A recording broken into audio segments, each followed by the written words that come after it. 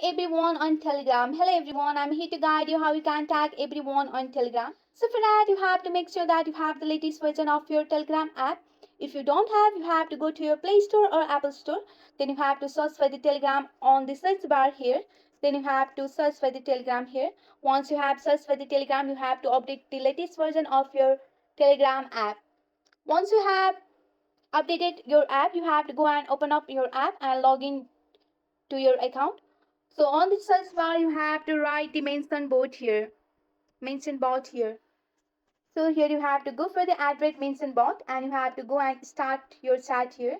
So here you have to go for the add a bot to chat. So here you have to add a bot to chat.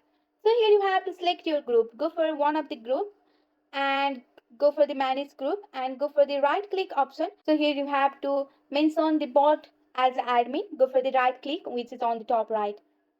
So go for the add as the admin here.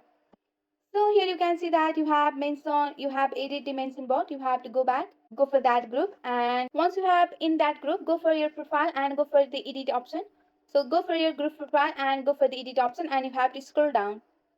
So on the administrator you can see that mention bot has been set as admin. You have to go back and on the message you have to write @all here. Then you have to go and send.